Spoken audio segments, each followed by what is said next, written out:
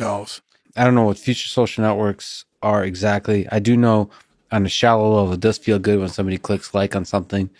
I think that is more of a drug than an actual deep, long lasting, fulfilling happiness. But perhaps there's a way to make a social network that does lead to long lasting happiness that's somehow detached from the physical meat space. I don't know, but it feels like you want to give that a chance. Do you think when people are liking things on social media, do you think there's just a group of people, an overwhelming majority of people that are going to like whatever you put out there? They're clicking like. And then there's another section of people that just constantly scroll and like, scroll and like, and scroll and like. Like, do you think when you get a like on content you put out, that like perhaps came from someone who normally doesn't like your content, but like you've just changed their mind on something, like you've turned them around on it? I tend to think that when I get likes on social media, those are just the people that like all my shit no matter what I say. Yeah. Like they probably don't even read it. Like I could, put the most preposterous thing up there and you're still going to get a handful of the same exact likes. That's interesting. But I tend to, the way I see likes, you're kind of, you said multiple things. I think in one sense you see social media as like a battleground of ideas, and like is a kind of indicator, like the best possible like is an indicator of like of you winning over somebody on an idea and they really appreciate the idea. That's the best possible like. To me, a like is just two strangers smiling at each other, like like a moment of like I got you, bro. yeah, I got you, bro. Yeah. Like fist bump, like yeah, we're in this fucking thing together. This whole thing doesn't make any sense, but we're in this together. And I think, yeah, it's possible for likes to be that. I don't think the actual clicking of a like. I think social media at its best might be that, where it's like, I got you, bro, at a large scale, as opposed to kind of this weird, like crazy pool of dopamine where everyone's just obsessed with there's likes and likes, and then the division drives like more of this like weird anxious engagement. I think that's just the dark version of it in the early days of social media. I think you called it a battleground of ideas, but I think social media is nothing but a battleground of fragile egos. Well, but humans are fragile egos. I mean, maybe, but I think that the people, I think particularly on social media, they're the most fragile. Like, would you be doing all the things you're doing? What would you be doing if you weren't podcasting and posting the things you do on social media? What would you be doing? You'd probably be much the same guy, right? But I think that on social media, the fragile ego people, what you see on social media is not what they'd be doing without social media. Does that make any sense? Like your mission is probably somewhat congruent, your path. Yeah. You're just utilizing social media. But I think a lot of people, social media has changed their path and now they're doing something totally foreign to them. And they're only able to do it maybe because of social media. I think you're focusing on a particular moment in time of people in their less great moments, like in their less great version of themselves. I think you're just focusing on the masses struggling to become the best version of themselves, and then sure, for stretches of time, whether it's days, weeks, or months, you could be a shitty person on the internet. I think you're focusing on that, and unfortunately, social media platforms emphasize they love it when you're like that, when you're not doing great in your own life, because it increases anxiety, increases engagement, makes you more susceptible to an argument, and then really get pulled into like conspiracy theories, all that kind of stuff. But the other side works too. I think there's also the people who are on social media like fronting like they're these positive figures and like, going to the gym, like whatever it is, the positivity that they spew out. But in real life, they're the most negative fucks you've ever met in your life. And they're just so full of crap. And it's just people playing to an audience. It's like you said, like it's like a politician sometimes. Like a politician wakes up one day and they decide, who's the group I can pander to the best to get the most likes equals votes. Yeah. And it's the same thing on social media. People wake up and whether it's conscious or not, what's the group I can pander to the best to get the most likes? Yeah. Is it the positivity motivated crowd? Is it the woe is me crowd? Like, what is it? Who's going to give me the most likes? That's what I'll do. I don't know how to argue against that. I guess it rings true what you're saying, but I just kind of refuse to believe it. I guess I'm pandering to the optimistic crowd. Like, I met with my marketing team, and I just feel that love has the best. What do you call it? No, I don't know. There's a lot of people that accuse me of being like exactly that, which is like, why are you always being positive? It's like, well, because I'd like to be that. Yeah, but I wouldn't consider you someone who panders. No, but I guess what I'm saying is like, it's easy to say that everyone is pandering, but like, maybe they're just trying. I do believe that social media platforms could encourage people when they're trying to be the best version of themselves, whatever that is. It could be like Conor McGregor talking shit. It could be just being positive. It could be actually creating cool things in this world, putting out instructional videos for jiu-jitsu, or like inspiring students through competition. I don't know, all those kinds of things, educational content. I think that people are trying. Like, I tend to believe that people want to be good. They want to be successful in whatever that definition of success is, and they're kind of struggling to do that, and they're just awkward at it at first. And like, it's easy to focus on the awkwardness and the stumbling around as people have that, and they start shitting on each other. Like, it's easy to kind of focus in on that, but I think that's just like people, white belts. There's more white belts in the world than there are black belts, but you gotta give them a chance to kind of grow. I think on social media, if you put your stuff out there, whatever your stuff is, your content, your views or whatever, you let the chips fall where they may, like, that's a different thing than being like, I'm going to tweak what I normally might say and put it up this way because I want these people to like it. Right. And in terms, I also think I have a different viewpoint than you do on people wanting to be successful. I actually don't think that many people want to be successful. I think people want to have the appearance of wanting to be successful, but to be successful takes a shitload of work, and most people don't want to put that work in. So they craft this persona of a person who's trying really hard, but just can't catch the break, or, these motherfuckers with getting back on my grind. You've never been on a grind. You've been on the couch. I so disagree with you. I get it. I get it. You that's your foil. You enjoyed that guy on the couch with the Cheetos. That's your motivation. But just own it. Be like, don't be like back on the grind. Be like, back on the couch. Yeah, well, you're like David Goggins, who's like talking shit to the one guy with the eating Cheetos, and in so doing inspires millions to actually pursue their success. I get it, but I just think that most people really do want to be successful and are trying to work hard, and they keep failing. So I mean, but why is it continue? I'm sorry to interrupt you, but like, let's take a person who's overweight. Yeah. Do you not think that person wants to be skinny? Of course they want to be skinny. They just don't want it enough to put the pizza or the pie down and go to the gym. They want it, but they want it to be easy. Of course they want to be skinny. Well, everyone wants it to be easy. Right. And of course people want to be successful, but do they want it enough to do the work? I don't think they do. I think the easy thing to do is to create an outward facing persona of the person who really wants it. And you get the same reward from a lot of people as the person who actually is successful. Yeah. Very few people differentiate from the person who's found success and the person who's showing you how they're trying to get success on social media. Yeah. People see that as the same. I see you're going after the marketing dollar that represents the people that want to work hard. Yeah. I like what to do with that. But let me ask you, as a father, does it weigh heavy on you that people get bullied on social networks? So people get bullied in their private life. But now, because so much of our life is in the digital world, the bullying moves from the physical world to the digital world.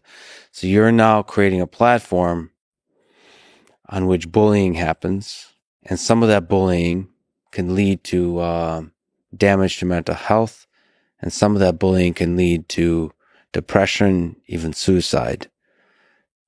Does it weigh heavy on you that people have committed suicide or will commit suicide based on the bullying that happens on social media?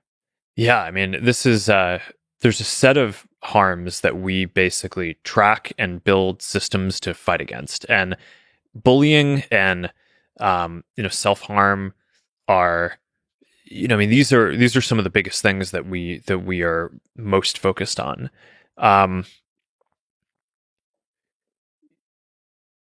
For bullying, like you say, it's going to be, while this predates the internet, and it's probably impossible to get rid of all of it. You want to give people tools to fight it, and you want to fight it yourself, and you also want to make sure that people have the tools to get help when they need it. So I think this isn't like a question of, can you get rid of all bullying? I mean, it's like, all right, I have 2 daughters, and they fight and push each other around and stuff too. And the question is just how do you handle that situation? And there's a handful of things that I think you can do. We talked a little bit before around some of the AI tools that you can build to identify when something harmful is happening. It's very hard in bullying because a lot of bullying is very context specific. It's not like you're trying to fit a formula of like, if like looking at the different harms, someone promoting a terrorist group is like probably one of the simpler things to generally find because things promoting that group are going to, look a certain way or feel a certain way. Bullying could just be, someone making some subtle comment about someone's appearance that's idiosyncratic to them. And it could look at just like humor. So humor to one person exactly. could be destructive to another human being. Yeah. So with bullying, I think there are certain things that you can find through AI systems.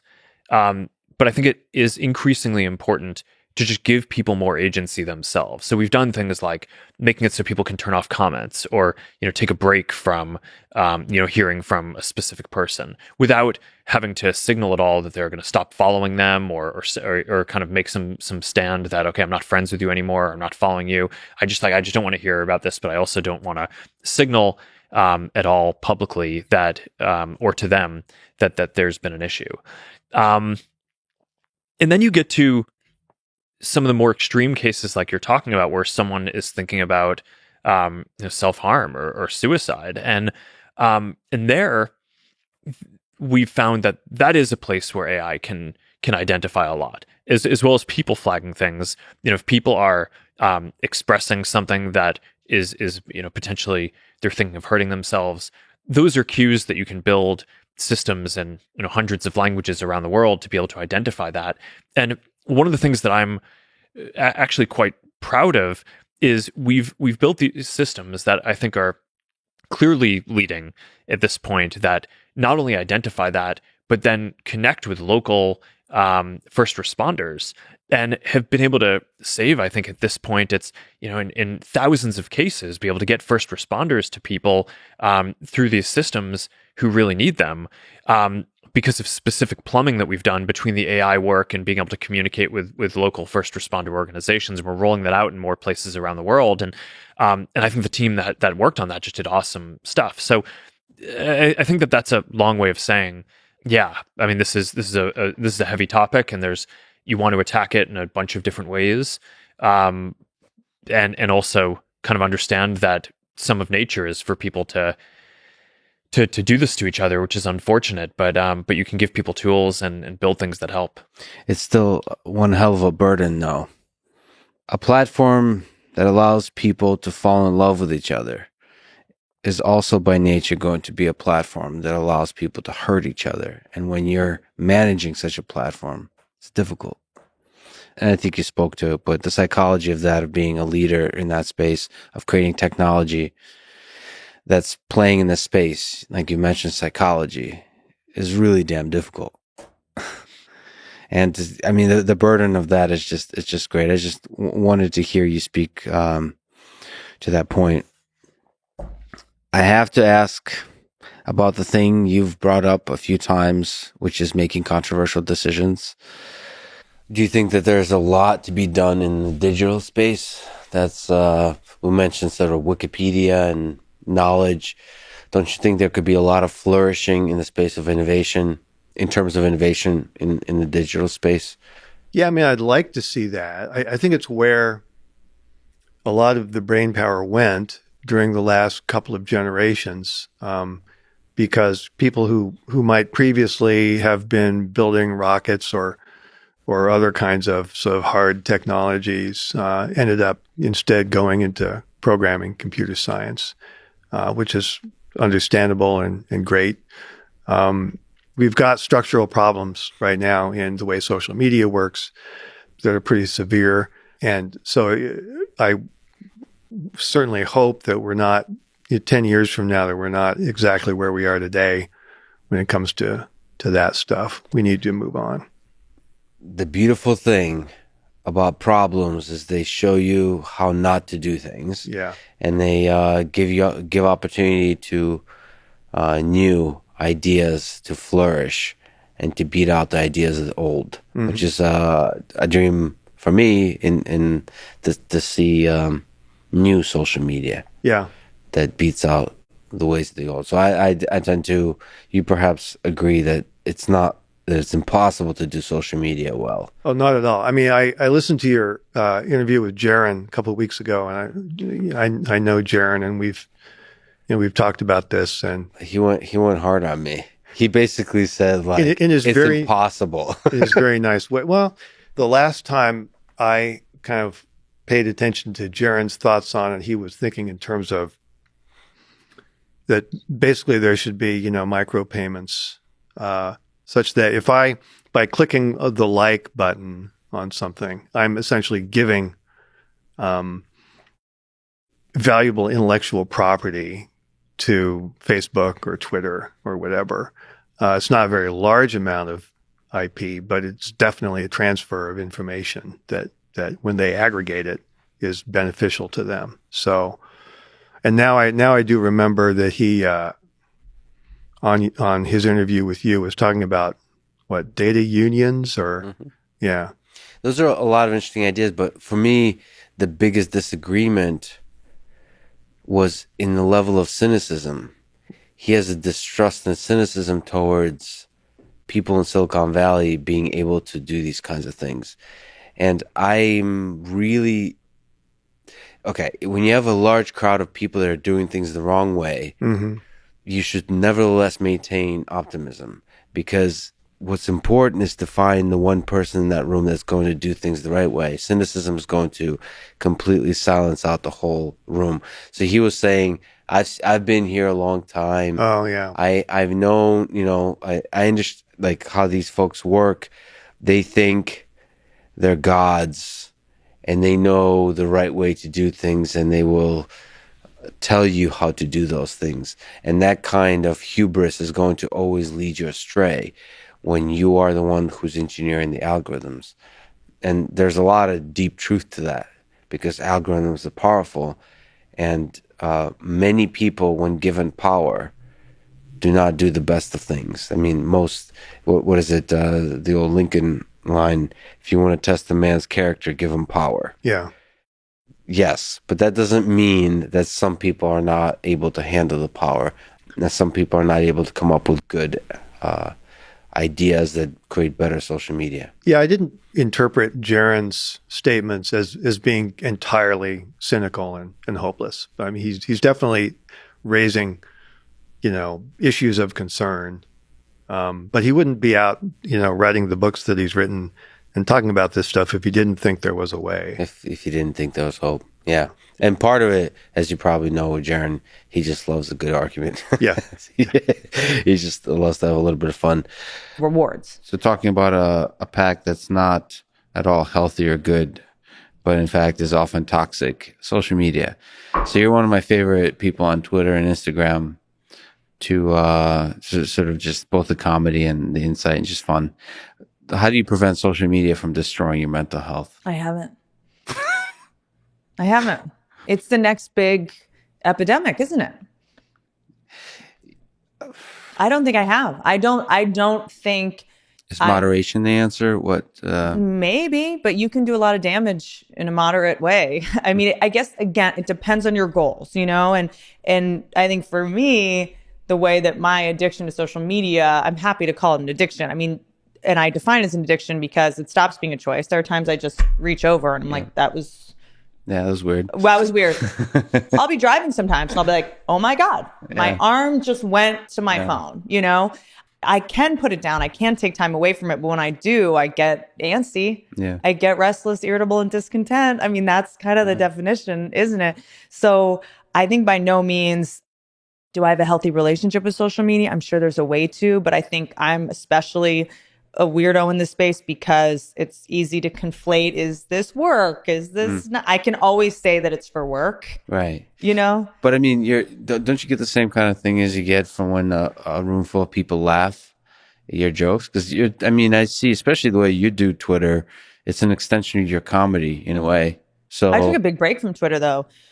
A really big break. I took like 6 months off or something for a while because it was just like, it seemed like it was all kind of politics and it was just a little bit, it wasn't giving me dopamine because there was like this weird, a lot of feedback. So I had to take a break from it and then go back to it because I felt like I didn't have a healthy relationship. Have you ever tried I don't know if I believe him, but Joe Rogan seems to not read comments. Have you? And he's one of the only people at the scale, like at your level, who at least claims not to read. So, like, because you and him swim in this space of tense ideas. Yeah. That get the toxic folks riled up. I think Rogan, I don't know. I think he probably looks at YouTube, like the likes and I think if something's, if he doesn't know, I don't know. I'm sure he would tell the truth. I'm sure he's got people that look at them and is like, this guest did great, or I don't, I'm sure he gets it. I can't picture him like in the weeds on. No, for sure. I mean, he's honest actually saying that. It's feedback. We're addicted to feedback. Yeah, we're addicted to feedback. I mean, look, like I think that our brain is designed to get intel on how we're perceived, so that we know where we stand, right? That's our whole deal, right? As humans, we want to know where we stand. We walk into a room and we go, who's the most powerful person in here? I got to talk to him and get in their good graces. It's just, we're designed to rank ourselves, right? And constantly know our rank. And social media, because of, you can't figure out your rank with 500 million people. It's possible, so our brain is like, what's my rank? And especially if we're following people, I think the interesting thing I think I maybe be able to say about this, besides my speech impediment, is that I did start muting people that rank wildly higher than me because it is just stressful on the brain to constantly look at people that are incredibly successful. So you keep feeling bad about yourself. I think that is like cutting to a certain extent. Just like, look at me looking at all these people that have so much more money than me and so much more success than me. It's making me feel like a failure, even though I don't think I'm a failure, but it's easy to frame it so that I can feel that way. Yeah, that's really interesting, especially if they're close to, like if they're other comedians or something like that, that's or right. whatever. It's really disappointing to me. I do the same thing as well. So other successful people that are really close to what I do, I don't know. I wish I could just admire. Yeah. And for it not to be a distraction. But that's why you are where you are, because you don't just admire, you're competitive and you want to win. So it's also the same thing that bums you out when you look at this is the same reason you are where you are. So that's why I think it's so important to learn about neurology and addiction, because you're able to go like, oh, this same instinct. So I'm very sensitive. And I sometimes don't like that about myself, but I'm like, well, that's the reason I'm able to write good stand-up. And that's the reason, and that's the reason I'm able to be sensitive to feedback and go, that joke should have been better. I can make that better. So it's the kind of thing where it's like, you have to be really sensitive in your work. And the second you leave, you got to be able to turn it off. It's about developing the muscle, being able to know when to let it be a superpower and when it's going to hold you back and be an obstacle. So I try to not be in that black and white of like, being competitive is bad, or being jealous of someone, just to go like, oh, there's that thing that makes me really successful in a lot of other ways, but right now it's making me feel bad. Well, I'm kind of looking to you because you're basically a celebrity, a famous sort of world-class comedian, and so I feel like you're the right person to be one of the key people to define what's the healthy path forward with social media. So because we're all trying to figure it out now, and it's I'm curious to see where it evolves. I think you're at the center of that. So like there's trying to leave Twitter and then come back and see, can I do this in a healthy way? I mean, you have to keep trying, exploring. You have to know, because it's being, I have a couple answers. I think, I hire a company to do some of my social media for me, so it's also being able to go, okay, I make a certain amount of money by doing this, but now let me be a good business person and say, I'm going to pay you this amount to run this for me. So I'm not 24/7 in the weeds, hashtagging and responding. And just, it's a lot to take on. It's a lot of energy to take on. But at the same time, part of what I think makes me successful on social media, if I am, is that people know I'm actually doing it and that I am engaging and I'm responding and developing a personal relationship with complete strangers. So I think, figuring out that balance and really approaching it as a business, that's what I try to do. It's not dating. It's not, I try to just be really objective about, okay, here's what's working, here's what's not working. And in terms of taking the break from Twitter, this is a really savage take, but because I don't talk about my politics publicly, being on Twitter right after the last election was not going to be beneficial because there was going to be, you had to take a side. You had to be political in order to get any kind of retweets or likes. And I just wasn't interested in doing that because you were going to lose as many people as you were going to gain and it was going to all come clean in the wash. So I was just like, the best thing I can do for me business-wise is to just abstain, And, the robot, I joke about her replacing me, but she does do half of my social media, Yeah. Because I don't want people to get sick of me. I don't want to be redundant. There are times when I don't have the time or the energy to make a funny video, but I know she's going to be compelling and interesting. And that's something that you can't see every day, Of course, the humor comes from the cleverness, the wit, the humor comes from you when you film the robot. That's kind of the trick of it. I mean, the robot is not quite there to do anything funny. The absurdity is revealed through the filmmaker in that case, or whoever is interacting, not through the actual robot, being who she is. But let me sort of. But what I tend to worry about with I see social media and technology existing to flatten society. It makes people very boring. Yeah. All of the experiences kids have right now are online. Many of their closest friendships are online. Their first relationships are online. The culture is very homogenous. And I think it's eliminating characters. It's eliminating interesting people. It's making people into AI. All of their tastes. Whoa. Yeah. AI could right. Be Charles Bukowski as well. Let's not get crazy. It's not there yet, right? I mean, the $75,000 dog is not doing anything, So, I mean, we're not there yet. Listen, I get why you like AI so much. I hate people too. And I'm very amenable to AI. And I agree with you. Like, listen, I think the future, we got to get everyone out of here. I'm with you on that. So don't think I love people. He's manipulating my mind and my. That's why the flash of light in your eyes when you talked about that dog was so much more than any person. And I get it, by the way. You're right. I love people, but if we they're not exciting. If it can just use robots to kill most of them, I think that would be good for society. I'm with that too. But I think that social media flattening the personalities, the characters. Personalities of people, man. And it's just, when's the last time, like, I like the idea of like, and I'm, somebody showing up to, high school with like a backpack and taking out an old CD and being like, hey man, here's this band you've never heard of that I love or whatever. You got to get into this. And I'm like, when I talk to I have friends that have younger brothers and everything.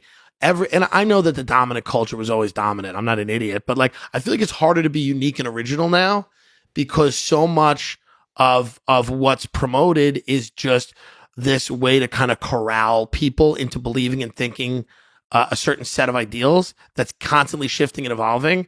And people are just caught up in that. And to me, it gets very boring very quickly. I hate being bored. And that's what it is. I don't know what to do with that, because at the same time, podcasts are really popular. Long form podcasts are really popular. And people are hungry for those kinds of conversations. There's a lot of dangerous ideas, quote unquote, flowing, being spread around through podcasts, meaning just like debates. Correct. So that's still popular. So I don't know what to. I agree with you. That gives me hope, I guess. I hope so too. And like I said, I look at the negative a lot because that's what I usually make fun of. But there's a lot of positive stuff happening. People. Now, do you think social media as a medium change the cultural standards? And I mean it have you read Neil Postman at all? Have you read like Amusing Ourselves to Death? He was a social critic, technology critic.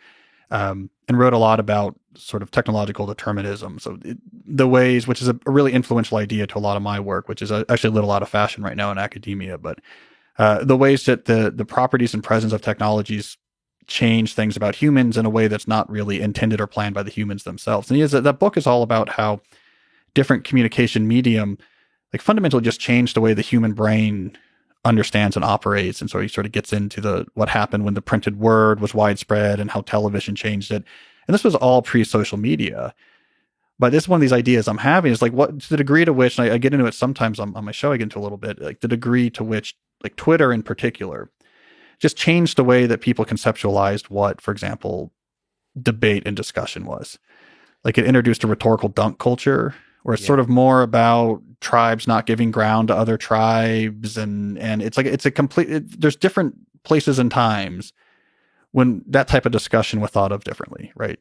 Well, yeah, absolutely. But I tend to believe, I don't know what you think, that there's the technological solutions. Like there's literally different features in Twitter that could completely reverse that. There's so much power in the different choices that are made. And it could still be highly engaging and have very different effects, perhaps more negative, or hopefully more positive. Yeah. So I'm trying to pull these two things apart. So there's these two ways social media, let's say, could change the experience of reading a major newspaper today. Mm-hmm. One could be a little bit more economic, right? So the internet made it cheaper to get news. The newspapers had to retreat to a paywall model because it was the only way they were going to survive. But once you're in a paywall model, then what you really want to do is make your tribe, which is within the paywall, very, very happy with you. So you want to work to them. But then there's the sort of the determinist point of view, which is the properties of Twitter, which were arbitrary.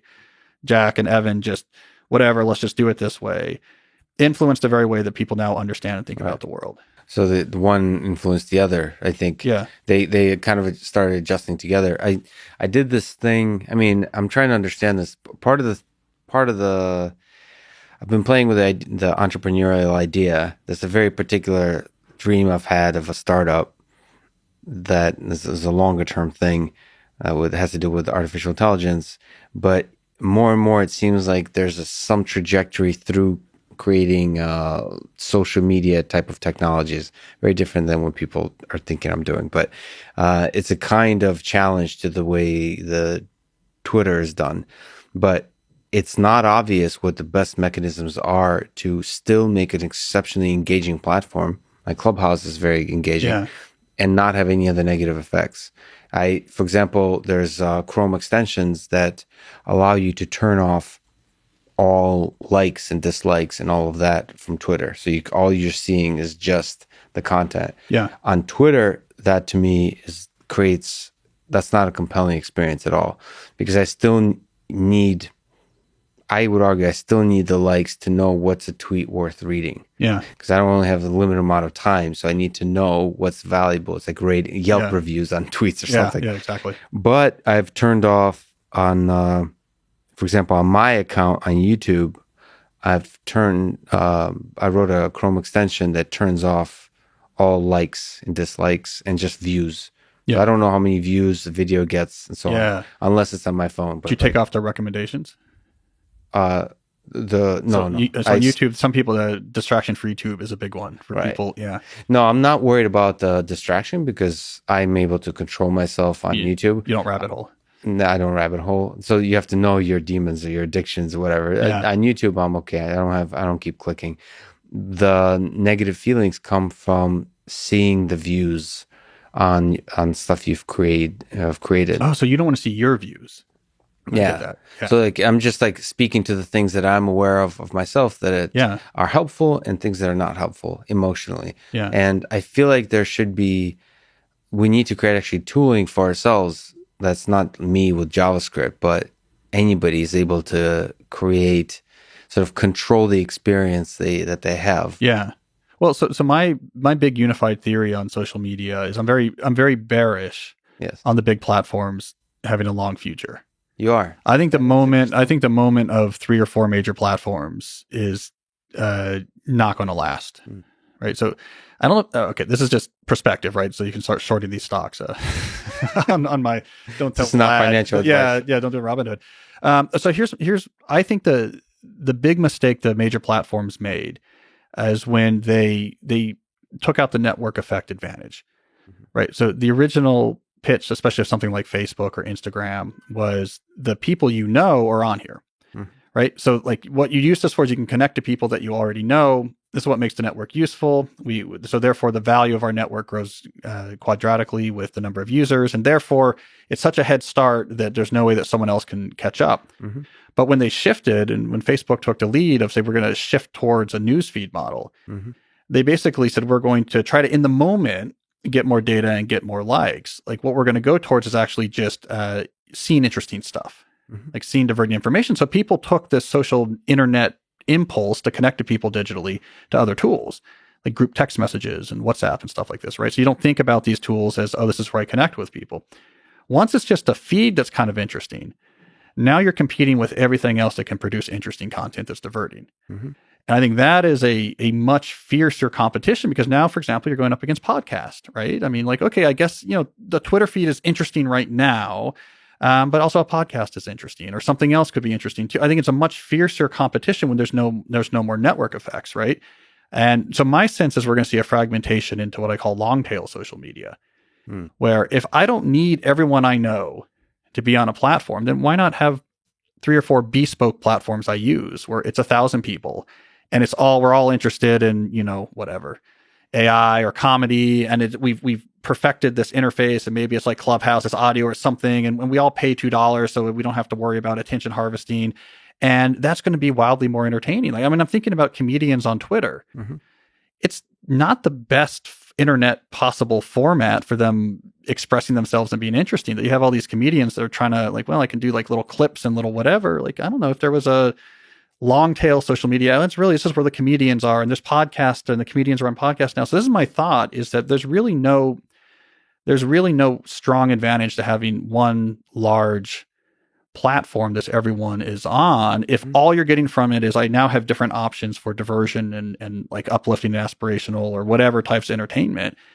That whole thing could fragment. And I think the glue that was holding together was network effects. And I don't think they realized that when network effects have been destabilized, they don't have the centrifugal force anymore. And they're spinning faster and faster. But is a Twitter feed really that much more interesting than all of these streaming services? Is it really that much more interesting than Clubhouse? Is it that much more interesting than podcast? I feel like they don't realize how unstable their ground actually is. Yeah, that's fascinating. But the thing that makes Twitter and Facebook work, I mean, the news feed, you're exactly right. Like you can just duplicate the news. Like if it's not the social network and it's the news feed, then why not have multiple different feeds that are better at satisfying you? There's a dopamine gamification that they've figured out. Yeah. So you have to, whatever you create, you have to at least provide some pleasure in that same gamification kind of way. It doesn't have to do with scale of large social networks, but I mean, I guess you're implying that you should be able to design that kind of mechanism in other forms. Or people are turning on that gamification. I mean, so people are getting wise to it and are getting uncomfortable about it, right? So if I'm offering something, these exist like out sugar. Here. People realize sugar is bad for you. Sugar's They're going great. to stop eating it. Yeah, drinking a lot's great too, but it also after a while you realize there's problems. So some of the long tail social media networks that are out there that I've looked at, they offer usually like a deeper sense of connection. Like it's usually interesting people that you share some affinity and you have these carefully cultivated. I wrote this New Yorker piece a couple of years ago about the indie social media movement that really got into some of these different technologies, but I think the technologies are a distraction. We focus too much on, Mastodon versus, whatever, like or Discord. Like actually, let's forget the protocols right now. It's the idea of, okay, and there's a lot of these long tail social media groups, what people are getting out of it, which I think can outweigh the dopamine gamification, is strong connection and motivation. Like you're in a group with other guys that are all trying to be, better dads or something like this. And you talk to them on a regular basis and you're sharing your stories and there's interesting talks. And that's a powerful thing too. One interesting thing about scale of Twitter is you have these viral spread of information. So sort of Twitter has become a newsmaker in itself. Yeah, I think it's a problem. Well, yes, but I wonder what replaces that because then you immediately reporting. Well, no, reporters would have to do some work again. I don't know. No, the problem with reporters and journalism is that they're intermediary, they have control. I mean, this is the problem in Russia currently, is that you have, it creates a shield between the people and the news. The interesting thing and the powerful thing about Twitter is that the news originates from the individual that's creating the news. Like you have the president of the United States, the former president of the United States on Twitter creating news. You have Elon Musk creating news. You have people announcing stuff on Twitter as opposed to talking to a journalist. And that feels much more genuine, and it feels very powerful. But actually, coming to realize it doesn't need the social network. You can just put that announcement on a YouTube type thing. This is what I'm thinking. Right. So this is my point about that, because it's right. The democratizing power of the internet is fantastic. I'm an old school internet nerd, a guy that was, telnetting in the servers and gophering before the World Wide Web was around, right? So I'm a huge internet booster, and that's one of its big power. But when you put everything on Twitter, I think the fact that you've taken you homogenized everything, right? So everything looks the same, moves with the same low friction, is very difficult. You have no what I call distributed curation, right? The only curation that really happens, there's a little bit with likes and also the algorithm. But if you look back to pre-Web 2.0 or early Web 2.0, when a lot of this was happening, let's say on blogs, where people owned their own servers and you had your different blogs, there was this distributed curation that happened where in order for your blog to get on people's radar, and this had nothing to do with any gatekeepers or legacy media, it was over time you got more links and people respected you and you would hear about this blog over here. And there's this whole distributed curation and filtering going on. So if you think like the 2004 presidential election, most of the information people are getting from the internet was one of the first big internet news driven elections was from, you had like the Daily Kos and Drudge, but there was like blogs that were out there. And this was back, Ezra Klein was just running a blog out of his, a dorm room at this point. Right. And you would, in a distributed fashion, gain credibility because, people have paid it. It's very hard to get people to pay attention to your blog. They're paying attention. I get linked to this kid Ezra or whatever. It seems to be really sharp. And now people are noticing it. And now you have a distributed curation that solves a lot of the problems we see when you have a completely homogenized low friction environment like Friction, where, Twitter, where any random conspiracy theory or whatever that people like can just shoot through and spread. Whereas if you're starting a blog to try to push QAnon or something like that, it's probably going to be a really weird looking blog and you're going to have a hard time. Like it's just never going to show up on people's radar, right? I mean, so everything you've said up until the very last statement, I would agree with. This is a topic I don't know a ton about, I guess. So QAnon. There's, I think, forget QAnon. We can but QAnon is, QAnon could be that. I also don't know. I should know more. I apologize. I don't know more. I mean, that's a power and the downside. You can have, Hitler could have a blog today, and he would have potentially a very large following if he's charismatic, if he's has, is good with words, is able to express the ideas, whatever. Maybe he's able to channel the frustration, the anger that people have about a certain thing. And so I think that's the power of blogs, but it's also the limitation. But we're not trying to solve that. You can't solve that. The fundamental problem you're saying is not the problem. Your thesis is that there's nothing special about large scale social networks that guarantees that they will keep existing. And it's important to remember for a lot of the older generation of internet activists, so the people who were very pro internet in the early days, they were completely flabbergasted by the rise of these platforms. Say, why would you take the internet and then build your own version of the internet where you own all the servers? And we built this whole the whole thing. We had open protocols. Everyone anywhere in the world can use the same protocols. Your machine can talk to any other machine. It's the most democratic communication system that's ever been built. And then these companies came along and said, we're going to build our own. We'll just own all the servers and put them in buildings that we own. And the internet will just be the first mile to get you into our private internet where we owned the whole thing. It went completely against the entire motivation of the internet. Was like, yes, it's not going to be one person owns all the servers and you pay to access them. It's any one server that they own can talk to anyone else's server because we all agree on a standard set of protocols. And so the old guard of pro internet people never understood this move towards let's build private versions of the internet.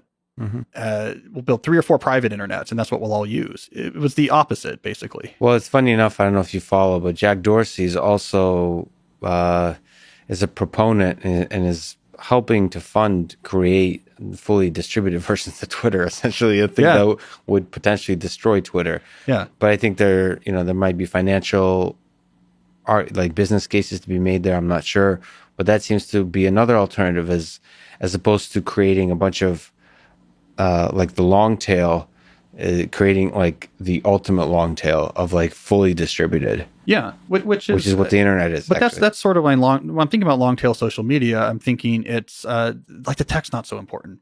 Like there's groups out there, right? I know where the tech they use to actually implement their digital only social group, whatever. They might use Slack, they might use some combination of Zoom, or it doesn't matter. I think in the tech world, we want to build the beautiful protocol that, okay, everyone's going to use as just a federated server protocol in which we've worked out X, Y, and Z, and no one understands it because then the engineers need it all to make, I get it because I'm a nerd like this, like, okay, every standard has to fit with everything else and no one understands what's going on.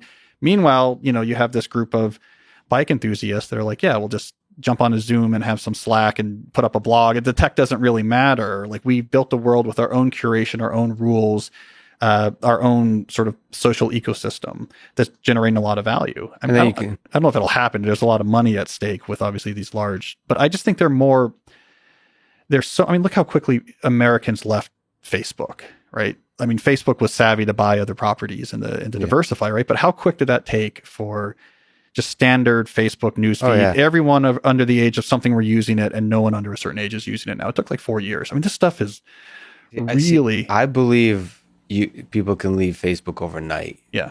Like I think Facebook hasn't actually messed up enough to, there's two things. They haven't messed up enough for people to really leave aggressively, and there's no good alternative for them to leave. I think if good alternatives pop up, it would just immediately happen. The stuff is a lot more culturally fragile, I think.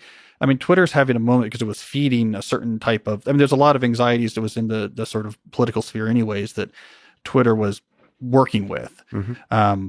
But its moment could go to as well. I mean, it's a really arbitrary thing.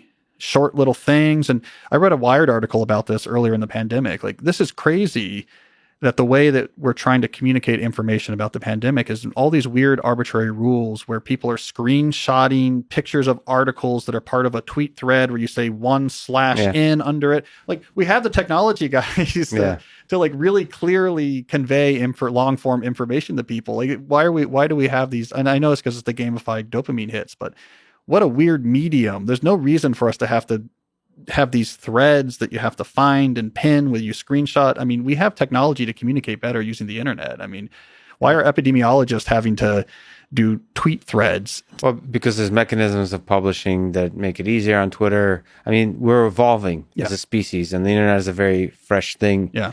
And so it's kind of interesting to think that as opposed to Twitter, this is what Jack also complains about, is Twitter's not innovating fast enough. Yeah. And so it's almost like the people are innovating and thinking about their productive life faster than the platforms on which they operate can catch up. Yeah. And so at the point the gap grows sufficiently, they'll jump. A few innovative folks will just create an alternative, and perhaps distributed, perhaps just many little silos, and then people will jump, and then we'll just continue this kind of way. Yeah, but see, I think like Substack, for example, what they're going to pull out of Twitter, among other things, is the audience that was, let's say, like slightly left of center, but slightly left of center, don't like Trump, uncomfortable with like postmodern critical theories made into political action, right? And they're like, yeah, Twitter, there was people on there talking about this, and it made me feel sort of heard because I was feeling a little bit like a nerd about it. But honestly, I'd probably rather subscribe to 4 subs. I'm going to have like Barry's and Andrew Sullivan's. I'll have like a Jesse Signals. Like, I'll have a few Substacks I can subscribe to. And honestly, I'm a knowledge worker who's 32 anyways, probably, that's an email all day. And so like, there's an innovation that's that group, it's going to suck them off. Which is actually a very large group. Yeah. That's a lot of energy. And then once Trump's gone, I guess that's probably going to drove a lot of, more like Trump people off Twitter. Like, this stuff is fragile, I think. But the fascinating thing to me, because I've hung out on Parler for a short amount enough to know that the interface matters. It's so fascinating, like that it's not just about ideas. Yeah, it's about creating, like Substack too, creating a pleasant experience, addicting experience. No, you're right about that, and it's hard. And it's why it's not this is one of the conclusions from that indie social media article is it's just the ugliness matters. And I don't mean even just aesthetically, but just the clunkiness of the interfaces, and I don't know, to some degree, the social media companies have spent a lot of money on this, and to some degree, it's a survivorship bias. Yeah. Right. I think Twitter, every time I hear Jack talks about this, it seems like he's as surprised as anyone else, the way Twitter is being used. I mean, it's basically the way, they had it years ago. And then, it was like, great, it'll be statuses, right? Yeah. This is what I'm doing, and my friends can follow me and see it. And without really changing anything, it just happened to hit everything right. Yeah. To support this other type of interaction. Well, there's also the JavaScript model, which Brendan Eich talked about. He just implemented JavaScript, like the crappy version of JavaScript in 10 days, threw it out there and just changed it really quickly. Yeah. Evolved it really quickly, and now has become, according to Stack Exchange, the most popular programming language in the world. It drives like most of the internet and even the back end and now mobile. And so that's an argument for the kind of thing you're talking about where like the bike club people could literally create the thing that would run most of the internet in 10 years from now. It's so there's something to that, like as opposed to trying to get lucky or trying to think through stuff, is just to solve a particular problem, do stuff and then do stuff like keep tinkering until you love it. And then and of course the sad thing is timing and luck matter. And that you can't really control. That's the problem. Yeah. But you can't go back to 2007.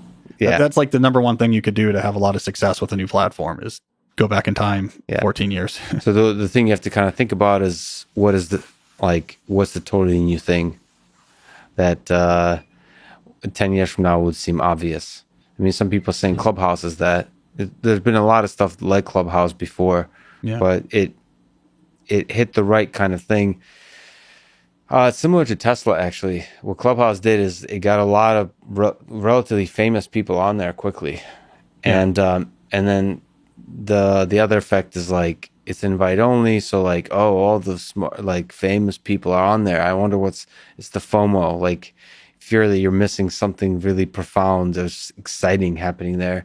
So those social effects, and then once you actually show up, I'm a huge fan of this. It's the JavaScript model. Is like.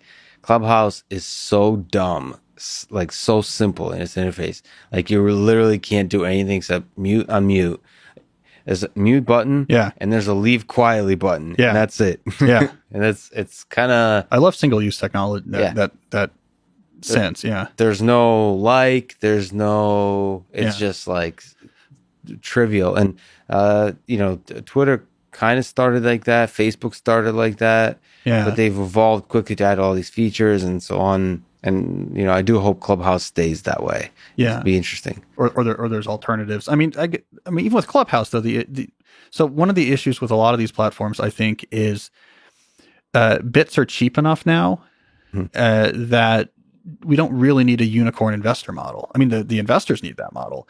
There's really not really an imperative of we need something that can scale to 100 million plus a year revenue. So because it's going to require this much seed and angel investment, and you're not going to get this much seed angel investment unless you can have a potential exit this wide, because you have to be part of a portfolio that depends on 1 out of 10 exiting here. If you don't actually need that, and you don't need to satisfy that investor model, which I think is basically the case. I mean, bits are so cheap. Everything is so cheap. You don't necessarily, so even like with Clubhouse, it's investor backed, right? It's this notion of like, this needs to be a major platform. But the bike club doesn't necessarily need a major platform. That's where I'm interested. I mean, I don't know. There's so much money. That's the only problem that bets against me, is that you can concentrate a lot of capital if you do these things right. I mean, so Facebook was like a fantastic capital concentration machine. It's crazy how much, where it even found that capital in the world that it could concentrate and ossify in the stock price that a very small number of people have, access to, right? That's incredibly powerful. So when there is a possibility to consolidate and gather a huge amount of capital, that's a huge imperative that's very hard for the bike club to go up against. So, but there's a lot of money in the bike club. If you see with the Wall Street bets, when a bunch of people get together, I mean, it doesn't have to be a bike. It could be a bunch of different bike clubs. Just kind of team up. Yeah. To overtake. Is what we're doing now. Yeah. Yeah. Or we're going to repurpose off the shelf stuff. Yes. That's not, scale. we're going to repurpose whatever it was for office productivity or something. And like the club's using Slack just to build out these, Yeah. But so 2 years ago, I had a book out called Digital Minimalism.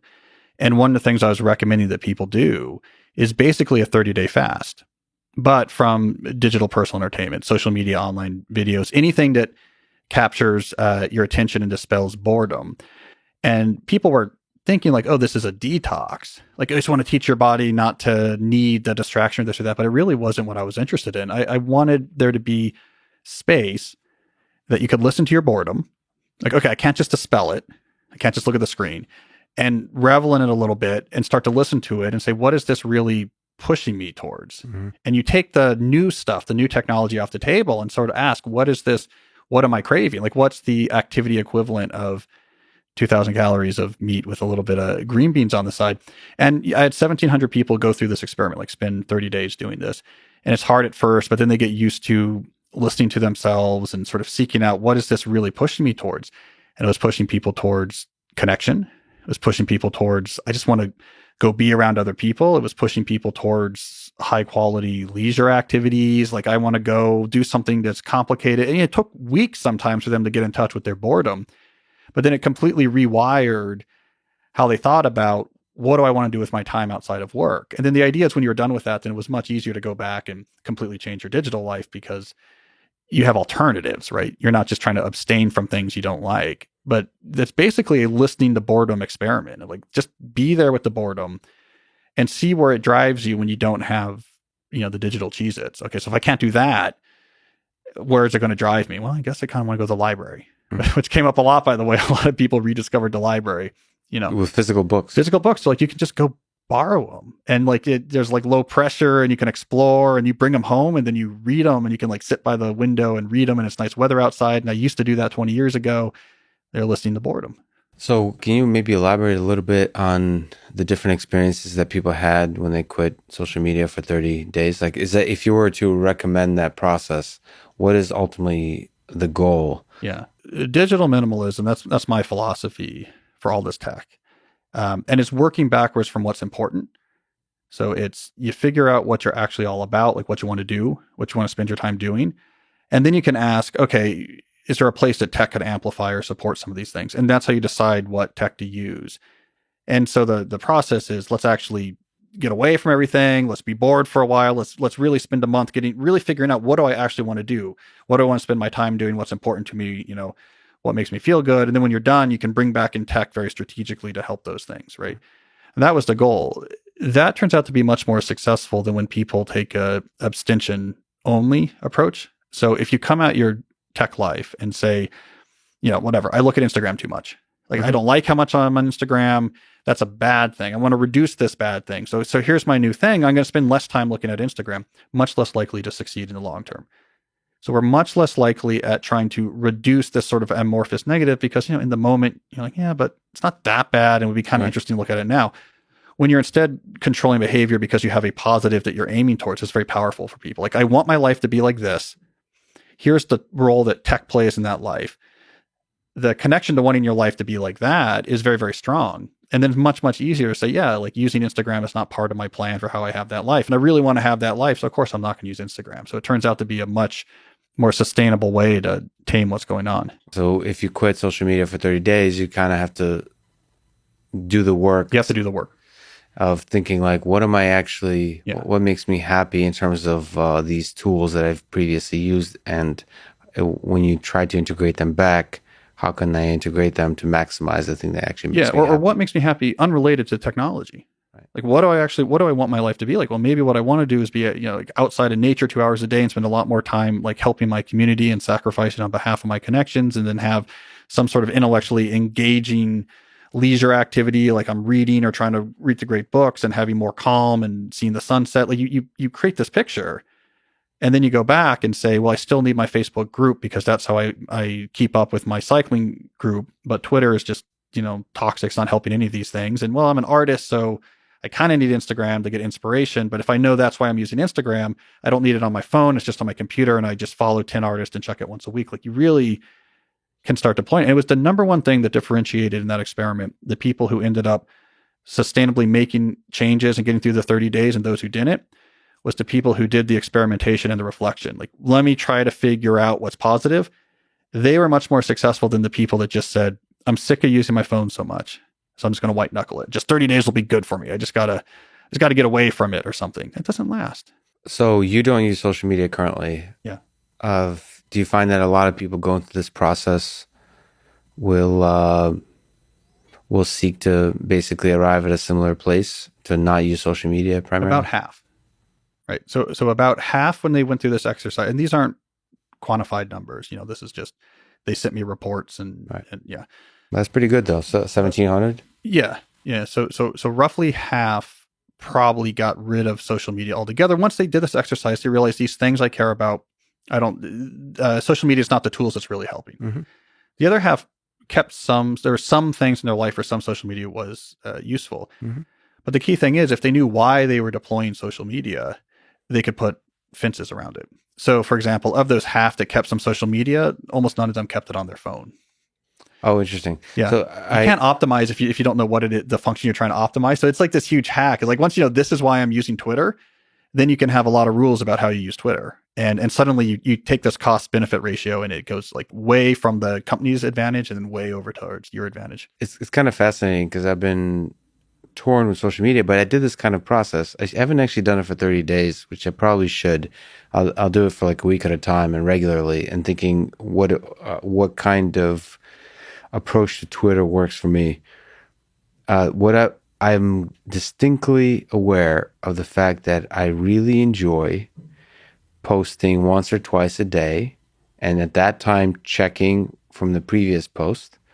It makes me feel, even when there's like negative comments, they go right past me, and when there's positive comments, it makes you smile. I feel like love and connection with people, especially if people I know, but even just in general, it's like, it makes me feel like the world is full of awesome people. Okay, when you increase that from checking from 2 to like, I don't know what the threshold is for me, but probably like 5 or 6 per day, it starts going to anxiety world, like where negative comments will actually stick to me mentally, and positive comments will feel more shallow. Yeah. It's kind of fascinating. So I've been trying to. There's been long stretches of time, I think December and January, where I did just post and check.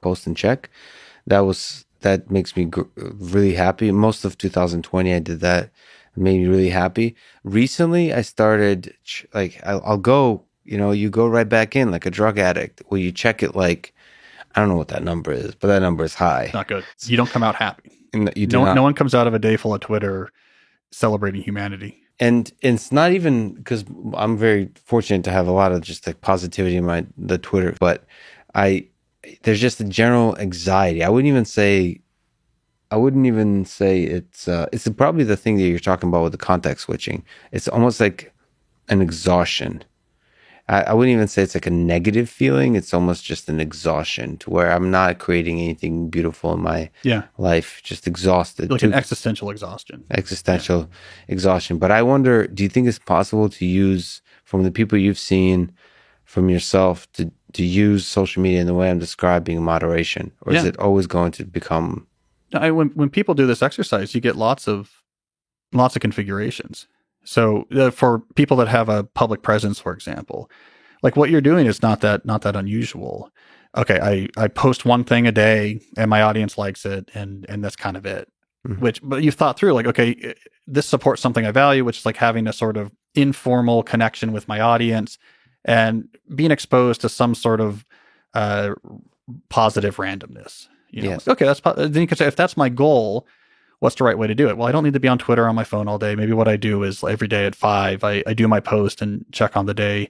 So I have a writer friend, Ryan Holiday, who writes about the Stoics a lot.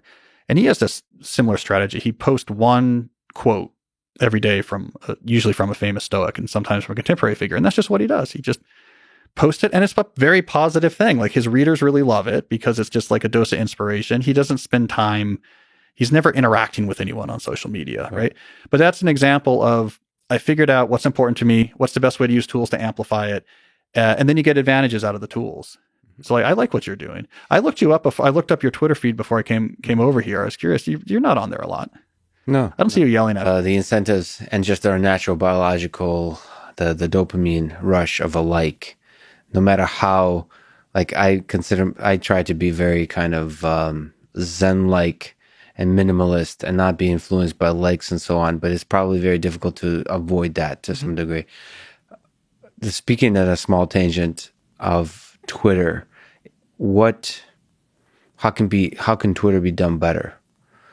I think it's an incredible mechanism that has a huge impact on society by doing exactly what you're doing. Doing exactly what you described, which is having this. We're like is some kind of game, and we're kind of our individual RL agents in this game, and it's uncontrollable because there's not really a centralized control. Neither Jack Dorsey nor the engineers at Twitter seem to be able to control this game, or can they? That's sort of a question. Is there any advice you would give on how to control this game? Advice, because I am certainly not an expert, but I can give my thoughts on this. And our brain has solved this problem to some degree, right? Our brain has lots of individual agents that manage to play together in a way. And they have also many contexts in which other organisms have found ways to solve the problems of cooperation that we don't solve on Twitter. And maybe the solution is to go for an evolutionary approach. So imagine that you have something like Reddit or something like Facebook and something like Twitter, and you think about what they have in common. What they have in common, they're companies that in some sense own a protocol. And this protocol is imposed on a community. And the protocol has different components for monetization, for user management, for user display, for rating, for anonymity, for import of other content, and so on. And now imagine that you take these components of the protocol apart and you do it in some sense like communities within this social network. And these communities are allowed to mix and match their protocols and design new ones. So for instance, the UI and the UX can be defined by the community. The rules for sharing content across communities can be defined. The monetization can be redefined. The way you reward individual users for what can be redefined. The way users can represent themselves and to each other can be redefined. And who could be the redefiner? So can individual human beings build enough intuition to redefine those things? This itself can become part of the protocol. So for instance, it could be in some communities, it will be a single person that comes up with these things. In others, it's a group of friends. Some might implement a voting scheme that has some interesting weighted voting. Who knows? Right. Who knows what will be the best self-organizing principle for this? But the process can't be automated. I mean, it seems like the brain... It can be automated, so people can write software for this. And eventually the idea is, let's not make an assumption about this thing if we don't know what the right solution is. In those areas where we have no idea whether the right solution will be people designing this ad hoc or machines doing this, whether you want to enforce compliance by social norms like Wikipedia or with software solutions or with AI that goes through the posts of people or with a legal principle and so on. This is something maybe you need to find out. And so the idea would be if you let the communities evolve and you just control it in such a way that you are incentivizing the most sentient communities, the ones that produce the most interesting behaviors and that allow you to interact in the most helpful ways to the individuals, right? So you have a network that gives you information that is relevant to you. It helps you to maintain relationships to others in healthy ways. Yeah. It allows you to build teams. It allows you to basically bring the best of you into this thing and goes into a coupling, into a relationship with others in which you produce things that you would be unable to produce alone. Yes, beautifully put. So, but the key process of that with incentives and evolution is things that don't adopt themselves to effectively get the incentives have to die. And the thing about social media is communities that are unhealthy or whatever you want to define as the incentives really don't like dying. One of the things that people really get protest aggressively is when they're censored. Especially in America. I don't know much about the rest of the world, but the idea of freedom of speech the idea of censorship is really painful in America. Mm-hmm. And so what do you think about that, having grown up in East Germany? What do you think censorship is an important tool in our brain, in the intelligence, and in the social networks? So basically, if you're not a good member of the entirety of the system, then you should be locked away, blocked. Important thing is who decides that you are a good member. Who? Is it distributed or? And what is the outcome of the process that decides it, both for the individual and for society at large? For instance, if you have a high trust society, you don't need a lot of surveillance. And the surveillance is even in some sense undermining trust. Yes. Because it's basically punishing people that look suspicious when surveyed, but do the right thing anyway. And the opposite, if you have a low trust society, then surveillance can be a better trade-off. And the US is currently making a transition from a relatively high trust or mixed trust society to a low trust society. So surveillance will increase. Another thing is that beliefs are not just inert representations. There are implementations that run code on your brain and change your reality and change the way you interact with each other at some level. And some of the beliefs are just public opinions that we use to display our alignment. So, for instance, people might say all cultures are the same and equally good, but still they prefer to live in some cultures over others, very, very strongly so. And it turns out that the cultures are defined by certain rules of interaction. And these rules of interaction lead to different results when you implement them, right? So if you adhere to certain rules, you get different outcomes in different societies. And this all leads to very tricky situations when people do not have a commitment to shared purpose. And our societies probably need to rediscover what it means to have a shared purpose and how to make this compatible with a non-totalitarian view. So in some sense, the US is caught in a conundrum between totalitarianism and diversity, and doesn't need to how to resolve this. And the solutions that the US has found so far are very crude because it's a very young society that is also under a lot of tension. So it seems to me that the US will have to reinvent itself. I do wonder if it's possible to, at scale, encourage each other to approach like social media and communication with fellow humans in that way. I don't know. How do you think that would be done? I guess like to improve the quality of discourse, maybe, like, or even like you said, the empathy or the decency of discourse. I think people should be, incentivized, encouraged to do that. I think most of we see happening on Twitter and Facebook and so on has to do with very small but very powerful implementation details. It goes down to like, what is the source of the dopamine rush, the like button, the sharing mechanisms. Just even small tweaks in those can fix a lot. Really? I believe so. So like a lot of the stuff we see now is the result of just initial implementations of these systems that we didn't anticipate. So the monetization comes from engagement, and the tools we have is clicking like and sharing. It was not always obvious. It was not obvious from the beginning. It wasn't obvious while Twitter and Facebook grew that there's a big dopamine rush from getting more followers and likes and shares. So we've gotten addicted to this feeling, like how many people are commenting, how many people are saying like clicking like and so on. So that's that dopamine rush. So we want to say the thing that will get the most likes en masse in society. And then the other thing that was expected is the controversial, the divisive will get the most likes. So it had to do with the initial mechanisms of likes and shares, resulting in an outcome that was unpredicted, which is huge amounts of division, irrespective of like any of the basics of human connection that we've actually all come to understand in society is valuable at the individual level, like we're saying, but en masse, what results is like you throw all that out and it's all just divisive at scale discourse. I think it could be fixed by incentivizing personal growth, like incentivizing you to challenge yourself, to grow as an individual, and most importantly, to be happy at the end of the day. So incentivize you feeling good as in a way that's long lasting, long term. I think what makes people actually feel good is being kind to others long term. In the short term, what feels good is getting a lot of likes.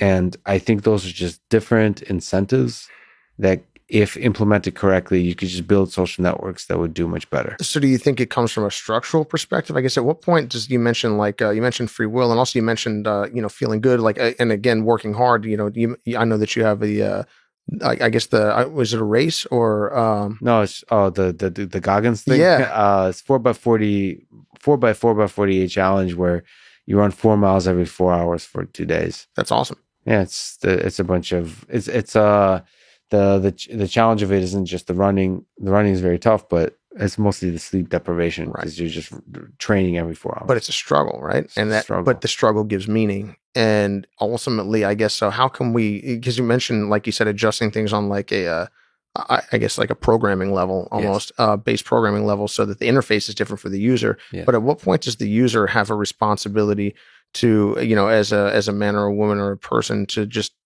behave more decently? How can we, I guess, utilize? What can we do? It seems like, we're like, our society is so grossly missing like a Martin Luther King right now, like the great inspiring characters throughout American history, throughout world history. Where are the great leaders? So leadership is part of it, but that's definitely, where are the great leaders is a very good question. That's more of a question of our political systems, why they're not pushing forward the great leaders. But there's also just there's some just basic engineering shit, which is when you, Ryan, and I are in a room alone and we're talking, even if we're strangers, the incentives are for us to get along. Like just when we're together in person, that's what I'm saying. I'm not even saying some kind of. But when you remove that, when we remove that, the implementation of social networks as they stand right now in the digital space have a very different set of incentives. It's more fun to destroy others, to be shitty to others, and it becomes this endless loop, like you were saying, that's ultimately destructive and not productive. And I think it has to do with just the interfaces of making it feel good to be nice to others. Because currently it doesn't feel nearly as good to be nice to others on the internet. And it doesn't feel nearly as bad as it does in real life to be shitty to others on the internet. So the incentives are just wrong. I think there is a technology solution to this, or at least a solution to improve this communication mechanism. It's not obvious how. Right. I have a bunch of sort of more detailed ideas, but this is fascinating because I've gotten a chance to talk to Jack Dorsey quite a bit. He's the CEO of Twitter, and he is legitimately has, in this conversation, he would agree with everything, and he's a good human being, and he has a lot of really good ideas how to improve things. The question, when you're a captain of a ship, whether even it's a question whether a CEO is even a captain, how much can he actually steer that ship once it's gotten large enough? There's so much momentum. There's so many users. There's so many people who are marketing and PR and lawyers. It's very difficult to change things. Is it difficult because of the fallout, or is it difficult because it's actually like literally out of his power? So power is weird when you have a large organization. This is why the great leaders, I don't know if you have thoughts about this, but what are the things that worry you the most about, from the great perspective of the universe, which is the great filters that destroys intelligent civilizations, but for our own species here, like what are the things that worry you the most? Yeah. The thing that worries me the most is that people pay attention to how many likes they have on Twitter. And rather than, basketball coaches tell the team players, keep your eyes on the ball, not on the audience. The problem is we keep our eyes on the audience most of the time. Yes. Let's keep our eyes on the ball. And what does that mean? First of all, in context of science, it means pay attention to the evidence. When the evidence looks strange, then we should figure it out. I went to a seminar about Oumuamua at Harvard, and a colleague of mine that is mainstream, conservative, would never say anything that would deviate from what everyone else is thinking, said to me after the seminar, "I wish this object never existed." Now, to me, I mean, I just couldn't hear that. What do you mean? Nature is whatever it is. You have to pay attention to it. You cannot say, you cannot bury your head in this. I mean, you should bless nature for giving you clues about things that you haven't expected. Yes. And I think that's the biggest fault, that we are looking for confirmations of things we already know so that we can maintain our pride that we already knew it, and maintain our image, not make mistakes because we already knew it, therefore we expected the right thing. Yes. But science is a learning experience, and sometimes you're wrong.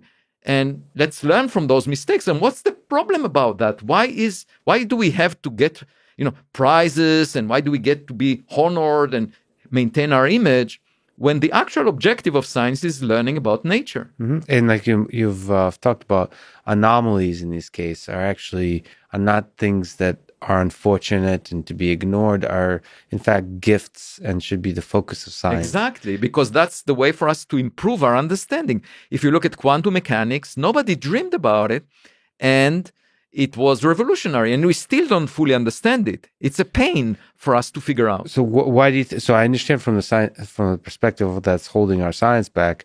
Why do you have a sense that that's also something that might be a problem for us in terms of the survival of human civilization? Because when you look at society, it operates by the same principles. There is people look for affirmation by groups, and they, people segregate into herds that think like them. Especially these days, when social media is so strong, you can find your support group, and if you don't look for evidence for what you're saying, you can say crazy things. As long as there are enough people supporting what you say, you can even have your newspapers, you can have everything to support your view, and then, bad things will happen to society. Because we're detaching ourselves from reality, and if we detach ourselves from reality, all the destructive things that naturally can occur in the real world, whether from nuclear weapons, all the kinds of threats that we're facing, even we're living through a pandemic. A much worse pandemic could happen, and then we could, sadly, like we did this one, politicize it in some kind of way and have bickering in the space of Twitter and politics, as opposed to there's an actual thing that can destroy the human species. Exactly. So the only way for us to maintain, to stay modest, and learn about what really happens is by looking for evidence. Again, I'm saying, it's not about ourselves, it's about figuring out what's around us. And if you close yourself by surrounding yourself with people that are like-minded, that refuse to look at the evidence, you can do bad things. And throughout human history, that's the origin of all the bad things that happen. Yes. And I think it's a key. It's a key to be modest and to look at evidence. And it's not a nuance. Now, you might say, oh, okay, the uneducated person might operate. No, it's the scientific community operates this way. My problem is not with people that don't have an academic pedigree. It's included everywhere in society. I try to check social media once a day, but I'm like only, so I post and that's it. When I post, I check the previous days. That's like what I try to do. That's what I do like 90% of the days, but then I'll have like a 2-week period where it's just like I'm checking the internet. It's probably some scary number of times. And I think a lot of people can resonate with that. I think it's a legitimate addiction. It's like it's a dopamine addiction, and I don't know if it's a problem, because as long as it's a kind of socializing, like if you're actually engaging with friends and engaging with other people's ideas, I think it can be really useful. Well, I don't know. So like for sure, I agree with you, but it's definitely an addiction, because for me, I think it's true for a lot of people. I am very cognizant of the fact I just don't feel that happy. If I look at a day where I've checked social media a lot, like if I just aggregate, I did a self-report, I'm sure I would find that I'm just like literally less happy with my life and myself after I've done that check. When I check it once a day, I'm very I'm happy. Because I've seen it. Okay, one way to measure that is when somebody says something not nice to you on the internet, is like when I check it once a day, I'm able to just like I smile, like I think about them positively, empathetically. I send them love. I don't ever respond, but I just feel positively about the whole thing. If I check like more than that, it starts eating at me. Like there's an eating thing that happens, like anxiety. It occupies a part of your mind doesn't seem to be healthy. Same with I mean, you put stuff out on YouTube. I think it's important. I think you have a million dimensions that are interesting to you, but yeah, one of the interesting ones is the study of education and the psychological aspect of putting stuff up on YouTube. I now have completely stopped checking statistics of any kind. I've released an episode 100 with my dad, conversation with my dad. He checks. He's probably listening to this. Stop. He checks the number of views on his video, on his conversation. So he discovered like a reason. He's new to this whole addiction, and he just checks. And he'll text me or write to me, I just passed Dawkins in the top. Oh my God. I love that so much. Yeah. So he's, can I tell you a funny story in that effect of parental use of YouTube? Early on in the channel, my mom would text me. She's like, the channel has had 990,000 views. The channel has had 991,000 views. I'm like, oh, that's cute. She's going to the little part on the about page where you see the total number of channel views. No, she didn't know about that. She had been going every day through all the videos and then adding them up. And she thought she was doing me this favor of providing me this global analytic that otherwise wouldn't be visible. That's awesome. It's just this addiction where you have some number you want to follow. And then it's funny that your dad had this. I think a lot of people have it. I think that's probably a beautiful thing for parents because they're proud. Yeah. It's born of love. It's great.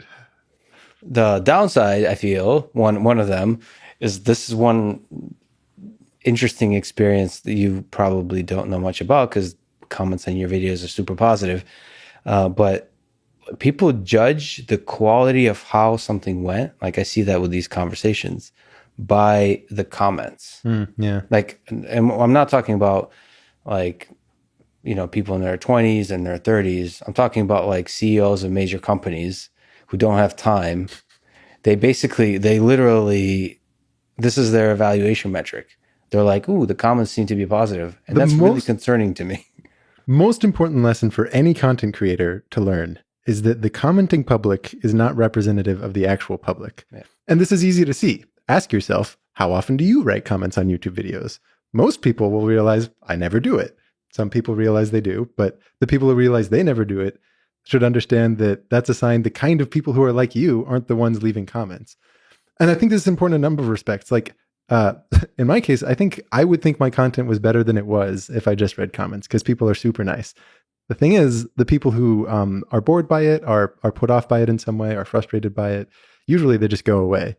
They're certainly not going to watch the whole video, much less leave a comment on it. So there's a huge underrepresentation of negative feedback, well-intentioned negative feedback, because very few people actively do that. Watch the whole thing that they dislike, figure out what they disliked, articulate what they dislike. There's plenty of negative feedback that's not well-intentioned, but for that golden kind. I think a lot of YouTuber friends I have at least have gone through phases of anxiety about the nature of comments that stem from basically just this, that it's people who aren't necessarily representative of who they were going for, or misinterpreted what they were trying to say or whatever have you, or we're focusing on things like personal appearances as opposed to substance. And they come away thinking oh, that's what everyone thinks, right? That's what everyone's response to this video was. But a lot of the people who had the reaction you wanted them to have, they probably didn't write it down.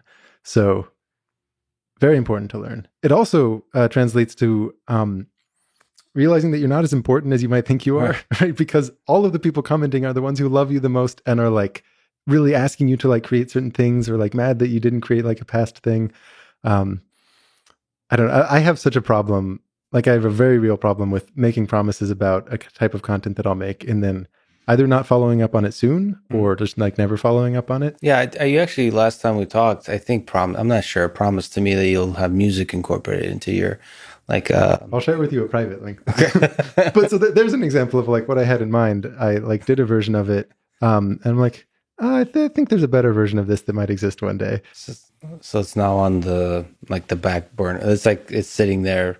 It was like a live performance at this one thing. Awesome. I think next circumstance that I'm like doing another recorded live performance that like fits having that, then in a better recording context, maybe I'll make it nice in public. Maybe a while. But exactly, right? Yeah. The point I was going to make though is like, I know I'm bad about following up on stuff, which is an actual problem. It's born of the fact that I have a sense of what will be like good content and when it won't be.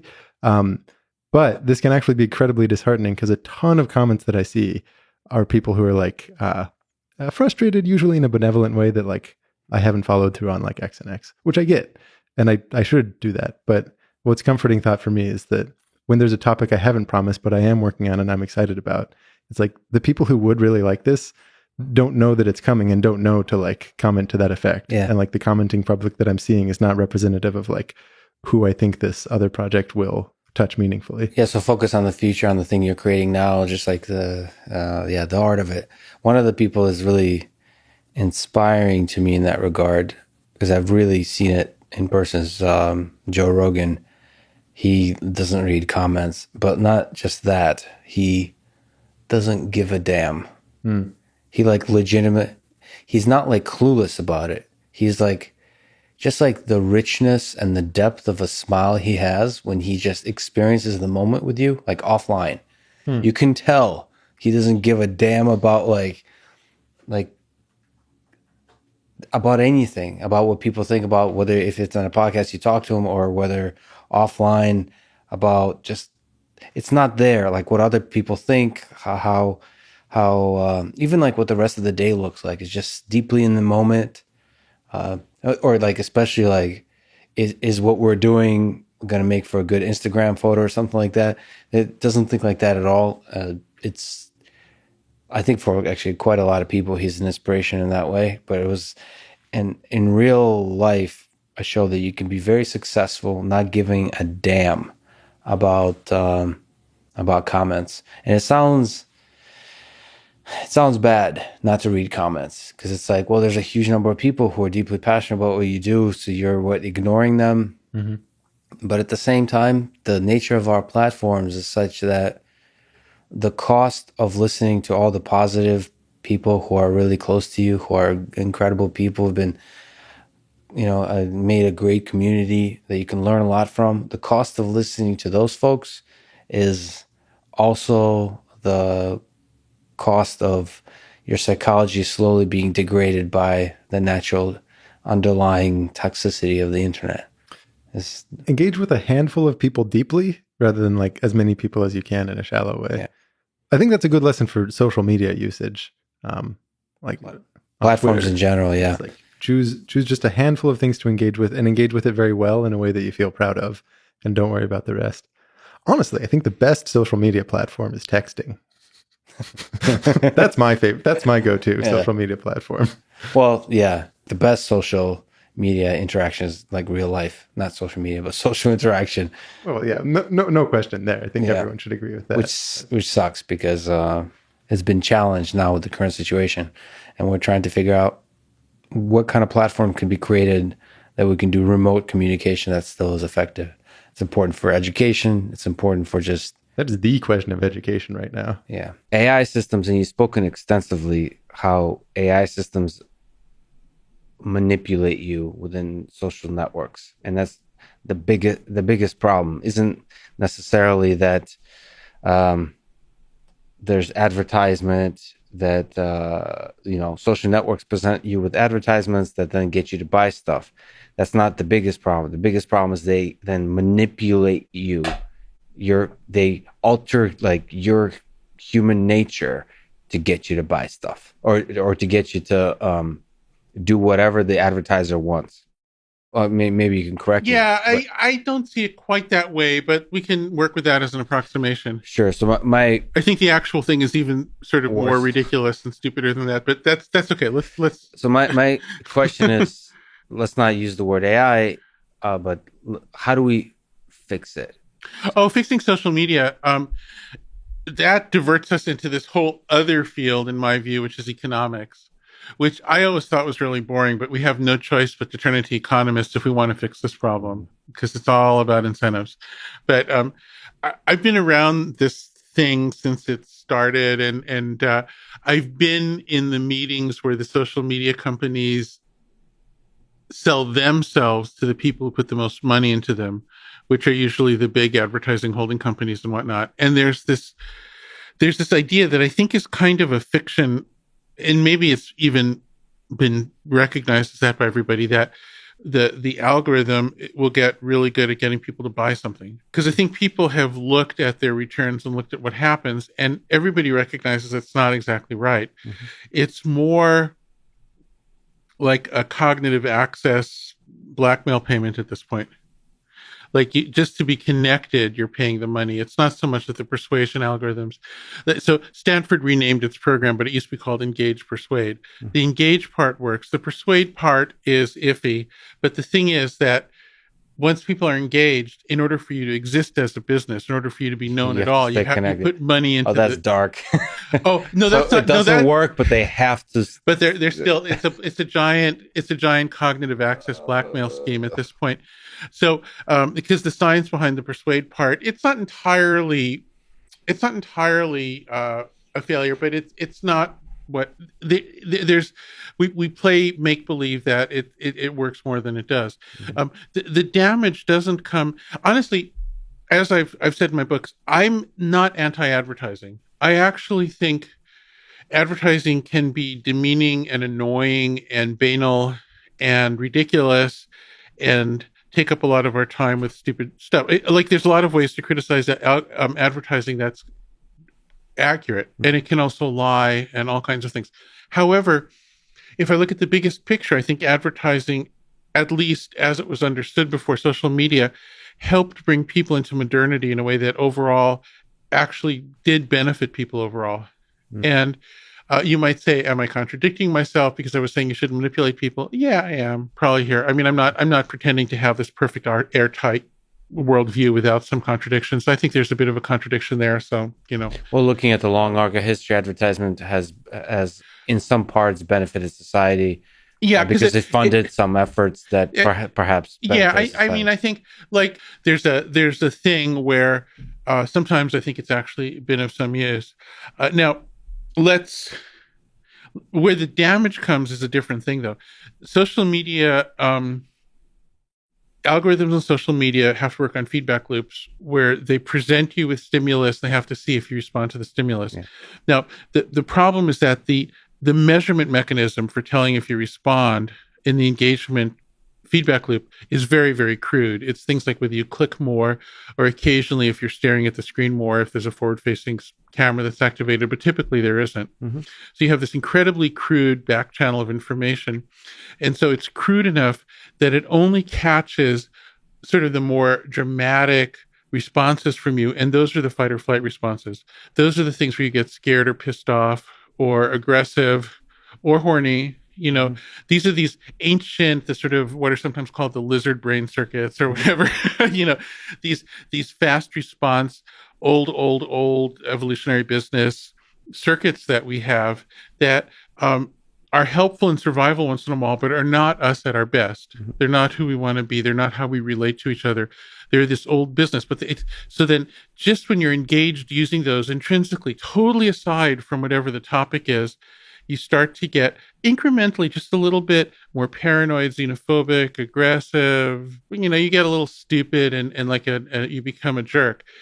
And it happens slowly. It's not like everybody's like instantly transformed, but it does kind of happen progressively where people who get hooked kind of get drawn more and more into this pattern of being at their worst. Would you say that people are able to, when they get hooked in this way, look back at themselves from 30 days ago and say, I am less happy with who I am now, or I'm not happy with who I am now versus who I was 30 days ago? Are they able to self-reflect when you take yourself outside of the lizard brain? Sometimes. I wrote a book about people suggesting people take a break from their social media to see what happens, and maybe even it was actually, the title of the book was just the arguments to delete your account. Yeah, 10 arguments. 10 arguments. Although I always said, I don't know that you should. I can give you the arguments. It's up to you. I'm always very clear about that. But, I get I don't have a social media account, obviously, and it's not that easy for people to reach me. They have to search out an old-fashioned email address on a super crappy, antiquated website. It's actually a bit, I don't make it easy. And even with that, I get this huge flood of mail from people who say, oh, I quit my social media. I'm doing so much better. I can't believe how bad it was. But the thing is, what's for me a huge flood of mail would be an imperceptible trickle from the perspective of Facebook, right? And so I think it's rare for somebody to look at themselves and say, oh boy, I sure screwed myself over. Well, it's a really hard thing to ask of somebody. None of us find that easy, right? Well, it's just hard. The reason I asked this is it possible to design social media systems that optimize for some longer term metrics of you being happy with yourself? Well, see, personal growth. I don't think you should try to engineer personal growth or happiness. I think what you should do is design a system that's just respectful of the people and subordinates itself to the people and doesn't have perverse incentives. And then at least there's a chance of something decent happening. But you have to recommend stuff, right? So you're saying be respectful. What does that actually mean engineering wise? Curation. People have to be responsible. Algorithms shouldn't be recommending. Algorithms don't understand enough to recommend. Algorithms are crap in this era. I mean, I'm sorry, they are. I'm not saying this as somebody as a critic from the outside. I'm in the middle of it. I know what they can do. I know the math. I know what the corpora are. I know the best ones. Our office is funding GPT-3 and all these things that are at the edge of what's possible, and they do not have yet. I mean, it still is statistical emergent pseudosemantics. It doesn't actually have deep representation emerging of anything. It's just not that I'm speaking the truth here, and you know it. Well, let me push back on this. There's several truths here. So one, you're speaking to the way certain companies operate currently. I don't think it's outside the realm of what's technically feasible to do. They're just not incentive. Companies are not. Why fix this thing? I am aware that, for example, the YouTube search and discovery has been very helpful to me. And there's a huge number there's so many videos that it's nice to have a little bit of help. Have you done? But I'm still in control. Let me ask you something. Yeah. Have you done the experiment of letting YouTube recommend videos to you, either starting from a absolutely anonymous random place where it doesn't know who you are, or from knowing who you or somebody else is, and then going 15 or 20 hops? Have you ever done that and just let it go top video recommend and then just go 20 hops? No, I'm not. I've done that many times now. I have, because of how large YouTube is and how widely it's used, it's very hard to get to enough scale to get a statistically solid result on this. I've done it with high school kids, with dozens of kids doing it at a time. Every time I've done an experiment, the majority of times after about 17 or 18 hops, you end up in really weird, paranoid, bizarre territory. Yeah. Because ultimately, that is the stuff the algorithm rewards the most because of the feedback crudeness I was just talking about. So I'm not saying that the video never recommends something cool. I'm saying that its fundamental core is one that promotes a paranoid style, that promotes increasing irritability, that promotes xenophobia, promotes fear, anger, promotes selfishness, promotes separation between people. And I would encourage, the thing is, it's very hard to do this work solidly. Many have repeated this experiment, and yet it still is kind of anecdotal. I'd like to do a large citizen science thing sometime and do it. But then I think the problem with that is YouTube would detect it and then change it. Well, yes, I definitely say I love that kind of stuff in Twitter. So Jack Dorsey has spoken about doing healthy conversations on Twitter or optimizing for healthy conversations. What that requires within Twitter are most likely citizen experiments of what does healthy conversations actually look like, and how do you incentivize those healthy conversations? You're describing what often happens and what is currently happening. What I'd like to argue is it's possible to strive for healthy conversations, not in a dogmatic way of saying, I know what healthy conversations are, and I will tell you. I think one way to do this is to try to look around at social maybe not things that are officially social media, but things where people are together online and see which ones have more healthy conversations. Even if it's hard to be completely objective in that measurement, you can kind of, at least crudely, you could do subjective annotation of this, like have a and so large here, crowdsourced annotation. Yeah, one that I've been really interested in is GitHub, because it could change. I'm not saying it'll always be, but for the most part, GitHub has had a relatively quite low poison quotient, and I think there's a few things about GitHub that are interesting. One thing about it is that people have a stake in it. It's not just empty status games. There's actual code, or there's actual stuff being done. And I think as soon as you have a real world stake in something, you have a motivation to not screw up that thing. And I think that that's often missing, that there's no incentive for the person to really preserve something if they get a little bit of attention from dumping on somebody's TikTok or something. That they don't pay any price for it. But you have to kind of get decent with people when you have a shared stake, a little secret. So GitHub does a bit of that. GitHub is wonderful, yes, but I'm tempted to play the Jaron back at you, which is that GitHub is currently is amazing, but the thing is, if you have a stake, then if it's a social media platform, they can use the fact that you have a stake to manipulate you because you want to preserve the stake. So right. Well, this is why this gets us into the